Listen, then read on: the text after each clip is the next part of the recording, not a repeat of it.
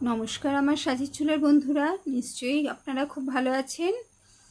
আমরাও খুব ভালো আছি। খুব ভালো না, ওটা বলতে হয় তাই বলি, এখন অভ্যেসে দাঁড়িয়ে গেছে, কেউই খুব একটা ভালো নেই। যাই হোক, এই যে আমি হোম ডেলিভারিটা আপনাদের দেখাই, আমার ওই হোম ডেলিভারি বেরোনোর টাইমে রান্না করে ভিডিও করা একদমই সম্ভব হয় না। তাই পুরো হোম ডেলিভারিটা বেরোনোর পর যেগুলো আমাদের ঘরের জন্য থাকে, সব আইটেমই মোটামুটি থাকে, একটু বেশি করেই করা হয়। তা সেইগুলো দিয়ে আমি আপনাদের সঙ্গে হোম ডেলিভারিটা শেয়ার করি, কারণ এই হোম ডেলিভারিটা আমি আর আমার হাজব্যান্ড দুজন মিলেই চালাই। তার জন্য তাকে এইসব করে আবার বেরোতে হয় কাজে, একটু টাইমের ব্যাপার থাকে। তারপরে হয়েছে লাউ দিয়ে মুসুর ডাল, ঝাল ডাল হয়েছে এটা।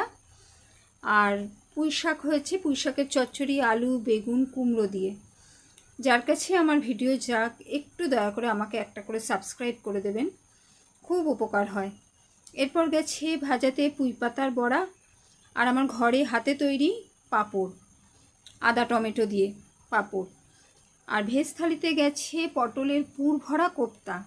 এই রেসিপিটা আমার চ্যানেলে লিংক দেওয়া আছে, আপনারা একটু ভিজিট করে নেবেন। আর একটা করে লাইক অবশ্যই কিন্তু আমাকে দেবেন। আর এরপর গেছে ডিমের কারি।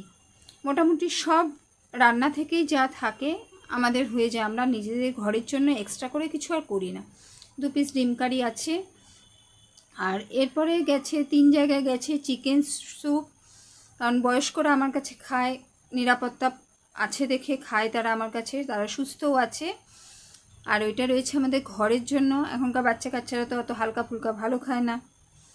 আর যাই হোক, তা আমার মেয়েদের জন্য হয়েছে চিকেন কষা, এটাও গেছে কাস্টমারের কাছে, 2-3 জায়গায় এটাও গেছে, আর ঘরের জন্য আছে।